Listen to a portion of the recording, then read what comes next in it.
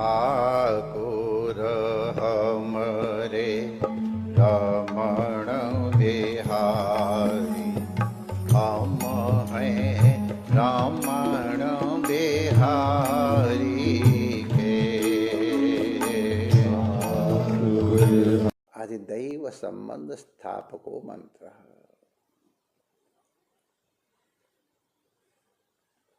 जो अधिदैव से हमारा संबंध स्थापित कर दे। संबंध स्थापन माने हम जो कहना चाहें या जो करवाना चाहें ये उनको सूचित हो जाए। अब मोबाइल फ़ोन वाले तो बड़े आराम जान जाते हैं हम कहाँ बैठे और कहाँ पहुंच जाती है ध्वनि, और उसके परिणाम भी अलग अलग मिलते ही हम लोग जानते हैं। अरे मंगल ग्रह में यंत्र है और उसको हम यहाँ से कंट्रोल कर रहे हैं, कल्पना कर सकते हो? अगर केबल बिछाना पड़े यहाँ से वहाँ तक के लिए तो पता नहीं इतना मेटल भी निकलेगा कि नहीं निकलेगा पूरी सृष्टि में, हमको मालूम नहीं है। क्या पता, सृष्टि तो अनंत है। तो यहाँ से हम उसको इस तरह से प्रयोग कर रहे हैं कि वहाँ जिस तरह का परिणाम हमको चाहिए वो मिल जाए। हम चाहते हैं कि वो ऐसे करके खुल जाए, तो हमने किया तो ऐसे करके खुल गया। हम चाहते हैं कि उसमें से वो यान जो है बाहर निकल जाए, यान बाहर आ गया। हम चाहते हैं बांध में से ऊपर से और ये सूर्य की बैटरी को से विद्युत उत्पन्न करने वाला वो निकल जाए, तो निकल जाता है। उससे बिजली बननी हो जाती है चालू और मशीनरी और चालू हो जाती है। तो यहाँ लाखों करोड़ों मील दूर से बैठ करके ये शब्द की शक्ति ही तो है, व्यक्त और अव्यक्त ऊर्जा ही तो है तुम्हारी। तो इसलिए इस ऊर्जा का बहुत महत्व है और बहुत सामर्थ्य है ऊर्जा की। आप हमारे मंत्र की या उनकी महिमा तो आप छोड़ो, साउंड के द्वारा आप कठिन से कठिन वस्तु को ऐसे कर दे, पिस जाती है, छेद हो जाता है। ये ध्वनि की शक्ति का प्रभाव है, अनंत शक्ति इसमें होती है। ये तो सामने स्पष्ट दिख रहा है। और यह वो भी है कि इसी से कोई बात कह दो तो माला गले में आ जाए, और कोई बात ऐसी कह दो माल गाल पे आ जाए। शब्द की ही शक्ति तो है। और तो इसलिए निवेदन किया गया कि मंत्र की सामर्थ्य में संदेह मत करो।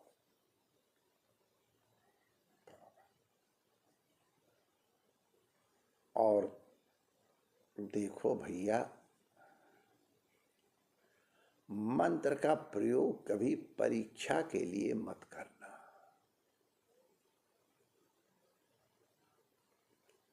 कि हम कोई मंत्र कहिए पर तो इसकी हम परीक्षा कर लें, नहीं करना। कल्याण के उपासना अंक में एक वकील साहब ने अपने स्मरण में लिखा था कि एक मंत्र की महिमा दिखाने के लिए अपने उन मंत्र से कहा, अपने मित्रों से जो उनके साथ थे, कि मैं तुमको देखो अभी मंत्र की महिमा दिखाता हूँ और मैं अभी बोलूँगा, देखो कहीं ना कहीं से कोई व्यक्ति आके हमको रुपया देने के लिए खड़ा हो जाएगा। और उन्होंने वो मंत्र भी उसमें लिख दिया। और लोग देख रहे हैं वहीं जंगल में पता नहीं कहाँ से कोई आया और जबरदस्ती उनको रुपया देने के ये आपके रुपए हैं, लीजिए। तो हमको भी वो मंत्र मालूम था, दिया, हमको मालूम क्या था, हमको दिया गया था हमारे बड़े गुरु भाई ब्रह्म ऋषि जी के द्वारा। अब हमारे मन में उसको देख करके याद आ गई कि हमको एक बार इसकी परीक्षा करके देखनी चाहिए। तो हाथी मत्था और ऊपर जो है पहुंचा थी वहाँ के, ये वैष्णव देव यात्रा की बात है, 70s की बात है और अर्ली। तो हम वैष्णवी देवी माता की यात्रा के लिए जा रहे, तो हमारे संग राजेंद्र राज जी मुकामी और सुंदरदास जी, सुंदरदास जी खैर भी जीवित होते, वो प्रत्यक्ष भी देखे, इन्होंने तमाशा देखा। तो हम गए थे, तो हम पैदल चल रहे थे, तो एकांत में देख करके हमको वो जरा आज उस मंत्र की परीक्षा लूं, ध्यान रहे परीक्षा लूं या टेस्ट करूं, जो भी आप सब प्रयोग करें। मैंने उच्चारण किया, अभी महंत सुंदरदास जी का शरीर है, देवगांव के महंत, ये देखे कहाँ से एक आदमी आया और अब हमसे झगड़ने लगे, आपको रुपए लेने पड़ेंगे। हमने कहा हम तो लेंगे नहीं, हम यात्रा में नहीं। अरे अब उनको सुंदरदास जी को आश्चर्य, क्या हो रहा है महात्मा को, ये कुश्ती काहे लड़ रहे हो, कदम तो देंगे, वो कह रहे हम नहीं लेंगे। तो ये घटना घटी तो हमारे मन में बहुत पीड़ा हुई। अब ये पीड़ा हम आपको वाणी से बता नहीं सकते।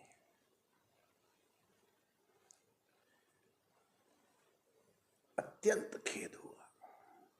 देखो मैं बता दूं, कभी कभी कितनी कठिनाई हो जाती है।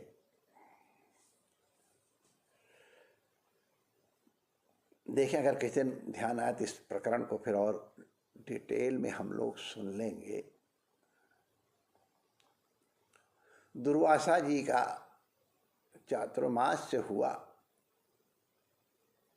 और पिताजी की तरफ से कुंती को उनकी देखरेख और सेवा के लिए लगाया गया था। अब दुर्वासा जी की सेवा कोई सामान्य बात तो है नहीं, वैसे भी महात्माओं की तो सेवा बड़ा, वो कहते हैं हाथी पालना आसान है लेकिन एक साधु पालना आसान नहीं है। तो मैं इसको अब आप उसके हमको मालूम है कि ठीक ही अर्थ लगाएंगे, गलत अर्थ नहीं लगाएंगे, हमको मालूम है, आप समझदार लोग हो।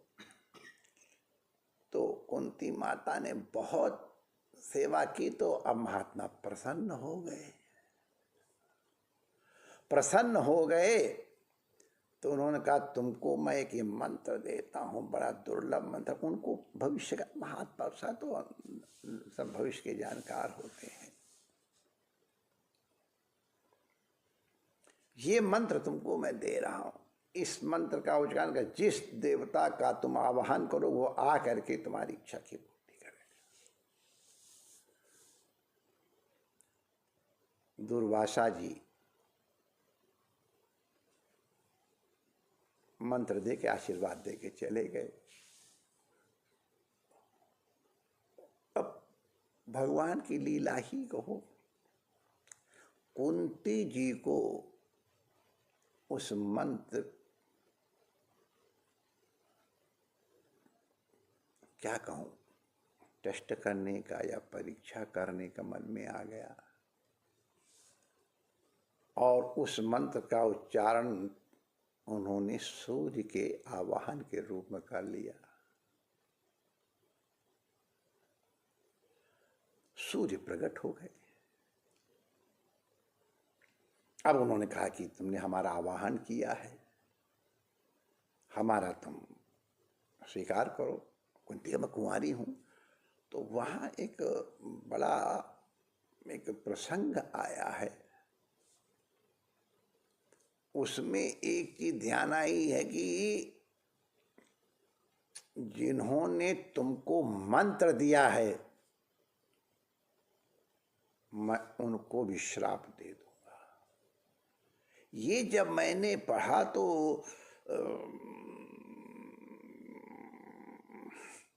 एक बार शॉक्ड हो गया। ये महाभारत में है और नीलकंठी टीका है, उसमें इसकी बहुत अच्छी व्याख्या। अगर किसी ने समय मिला, ये ऐसा प्रसंग है कि इस पर चर्चा करनी चाहिए, तो यहाँ या कहीं अन्यत्र हम लोग चर्चा करेंगे शास्त्र की दृष्टि से। तो ये लगा कि ऐसे अनधिकारी को जो इस मंत्र का प्रयोग नहीं जानता है, महिमा उसको दिया, ये तुम्हारा दंड है।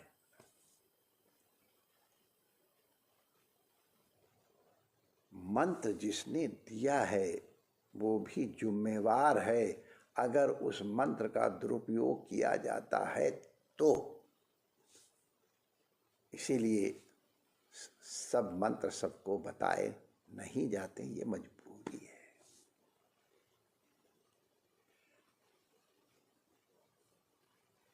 द्रोणाचार्य जी को तो दिव्य दिव्य मंत्रों की और दिव्य दिव्य अस्त्रों की विद्या प्राप्त थी।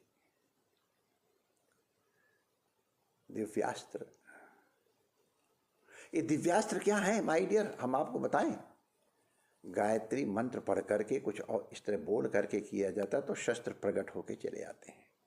आज्ञा मानते हैं, दे आर लाइव। मन से तुम सोच लो तुम्हारे पास वो चीज है कि हमको उसको देनी है तो उसको प्राप्त हो जाएगा। राम जी ने सीता जी को जब बताया था कि मैं इस समय हूँ, युग में है शायद, तो उन्होंने कहा ठीक है। उस समय कोई चित्र दिखाया, उन्होंने कहा लो ये अस्त्र मैं उनको देता हूँ, उनको प्राप्त हो। तो इसीलिए लवकुश जब उत्पन्न हुए हैं तो अस्त्रों ने आके उनसे प्रार्थना की है कि हम वाग्दत्त हैं, हम आपके पास आए हैं। वाल्मीकि रामायण में इसका बहुत अद्भुत वर्णन है और उत्तर रामचरित में भी वर्णन है। तो हम ये कह रहे थे कि ये बिच्छू के सांप, बिच्छू के विष को उतारने वाले मंत्र हमने देखे, सांप को विष उतारने वाले हमने अपने घर में ही देखे हैं, अपने लोगों के पास भी, लेकिन सबको नहीं। सांप को बुलाने के मंत्र हैं। हमारे काशी में बाबा हैं, उनको तो खैर। तो हम प्रसंग में आ रहे हैं। अश्वत्थामा द्रोणाचार्य का पुत्र है और पुत्र के प्रति पिता का क्या प्रेम होता है ये तो जो पिता बना है वही जान सकता, दूसरा नहीं जान सकता है। पुत्र को आत्मा वही जायते पुत्र अपना रूप माना जाता है, लेकिन आपको आश्चर्य नहीं हो रहा है? दूसरे के बेटे को वो विद्याएं दे दी अर्जुन को, लेकिन अपने बेटे को नहीं दी। क्यों नहीं दी? क्योंकि इसके संभालने की ताकत इसमें है कि नहीं, इसमें उनको संदेह था। अरे संदेह नहीं था, निश्चय था इसके योग्य नहीं है। ये अस्त्र शस्त्र जहां तहां नहीं चला दिए जाते हैं। हमारे आईपीएस लड़के माने सॉरी ऑफिसर्स, अब स्वाभाविक निकल जाता है, अधिकारीगण क्षमा करेंगे, वही वात्सल्य भाव है तुम्हारे लिए भी। तो तुम अब तुम्हारे जो डीजीपी वगैरह वो भी तुम्हारे बच्चों के बच्चों ही जैसे हैं, तो इसलिए प्यार से निकल गया। लेकिन आदरणीय अधिकारीगण ऐसे होते हैं, बड़ी महंगी वाली पिस्तौल उनकी होती है, तो पिस्तौल उनके पास है कि कभी इमरजेंसी पड़े तो you can use it, you are allowed to use it, कुछ बेस में। लेकिन कई लड़के हमारे माने ऑफिसर्स रिटायर्ड हो गए हैं, उन्होंने जिंदगी में कभी राइफल, उनको सारी अपनी पिस्टल चलाने की जरूरत ही नहीं पड़ी। जिसके पास संयम है वो पिस्टल रखे, जिसके पास संयम नहीं है वो पिस्टल रखने के, उसके पास पिस्टल उसके लिए ज़्यादा हानिकारक हो जाएगी।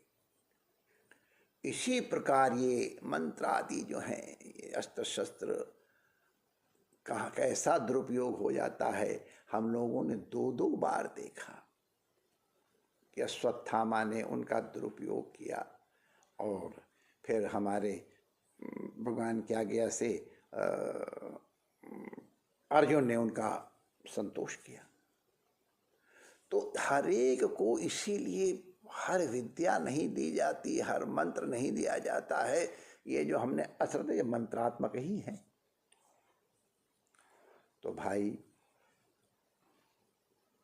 भगवान नाम तो ऐसा है, उसके सब अधिकारी, चाहे पापी हो पुण्यात्मा हो, लेकिन बाकी ये सब जो मंत्र हैं उन सबको विधिपूर्वक, माने जिसकी लड़की वो दान करे तो कन्यादान हुआ, नहीं तो लूटपाट हुआ, या फिर वो मंत्र अपने आप आकर स्वीकार करा ले, भाई अलग बात है, कोई ऐसे भाग्यशाली भी हो।